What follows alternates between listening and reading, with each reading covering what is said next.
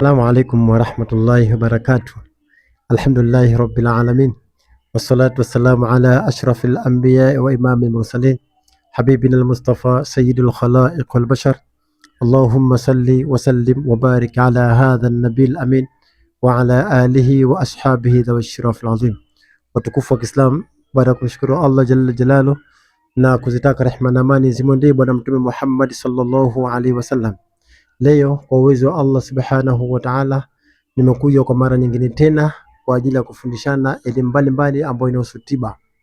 Mtume Muhammad sallallahu alaihi wasallam yeye mwenyewe ametupa ruhusa kwa mafanyeni tiba, lakini tiba isiwe ni ya shirki, iwe tiba ambayo inaendana na kitabu yani Qur'an na sunna za Bwana Mtume Muhammad sallallahu alaihi wasallam. Kwa na mimi haya yote ninayoeleza nayatoa kwenye vitabu kwa lugha ya Kiarabu, mimi na tafsiri katika lugha ya Kiswahili. Nimekutajieni vitabu katika episode ya mwanzo ili watu wapate kununua, na kuna madawa mengi sana katika, lakini ni kwa lugha ya Kiarabu. Sasa mimi leo na tafsiri katika lugha ya Kiswahili, ndio maana nimeamua nikuleteni nyinyi hapo ili mpate kufahamu na mpate kuelewa.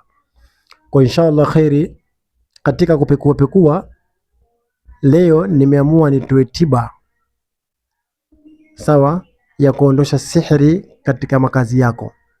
Yani leo nataka nizungumzie maajabu ya mti wa mboga, mche. Maajabu ya mchicha, sio mboga, mchicha.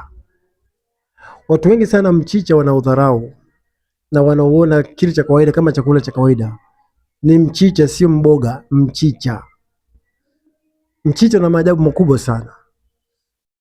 Ikiwa kuna sehemu kumefukiwa uchawi au kuna kitu kimefukiwa cha sihiri, au ukimwona mtu kafukia kitu katika nyumba yako, basi inshallah utumie mti huu wa mchicha kuondosha sihiri ile, utumie mti wa mchicha kuondosha uchawi ule, utumie mti wa mchicha kuondosha kile kitu ambacho kimefukiwa katika sehemu ile. Uchawi wowote ambao umefukiwa au umewekwa katika nyumba yako, kwa kutumia mchicha, basi uchawi wote unaubatilisha na unauondosha. Kwa inshallah khairi, kabla ya kutoa tiba hii, kama huja subscribe katika YouTube channel, basi hakikisha unabonyeza neno subscribe ili uwe ni mtu wa kwanza kupata darasa kwa kile nitakapopost. Mti wa mchicha unabatilisha sihiri, unabatilisha uchawi katika sehemu nyingi sana. Kwa inshallah na wewe utumie mti huu katika kuondosha uchawi, iwe katika nyumba yako, iwe katika biashara yako, iwe katika gari yako, iwe katika ofisi yako, iwe sehemu yoyote.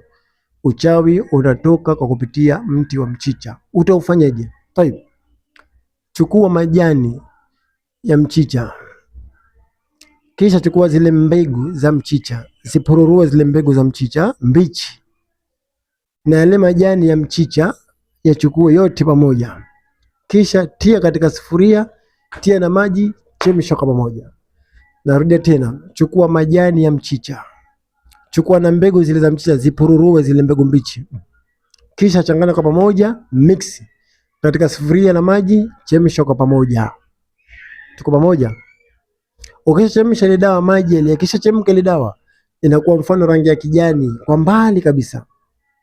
Kisha dawa ile pale unaichuja kama vile chai. Ina maana yale mabaki yanabaki juu, ile dawa ile maji ndio yanachujwa kama chai. Sasa yale maji ambayo unachuja kama chai, nenda kamwagilie ile sehemu ambayo umehisi kwamba hapa kuna kitu kimefukiwa cha kichawi, mwagilia pale. Sawa? Au kama umemwona mtu kafukia kitu katika nyumba yako na hujui kafukia nini, pengine ni sihiri, ni hasad, ni uchawi kafukia, basi ukimwagilizia tu ile sehemu penye uchawi, basi uchawi wote unaondoka na uchawi wote unabatilika. Na kwa uwezo wa Allah subhanahu wa ta'ala, ile majani haya na dawa hii huisomei sura yoyote.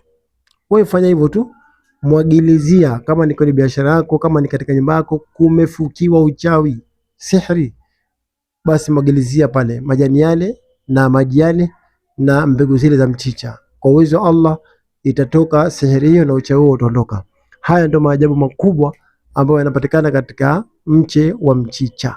Kwa inshallah khairi, tiba kama hizi ndio tiba ambazo zinatakiwa, na Mwenyezi Mungu Subhanahu wa Ta'ala atakufanyia wepesi utakapozitumia tiba hizi, na Allah atakufanyia wepesi inshallah. Mimi sina la ziada, naomba tu tukutane katika vipindi vinavyokuja mbele Wassalamu alaikum wa rahmatullahi wa barakatuh.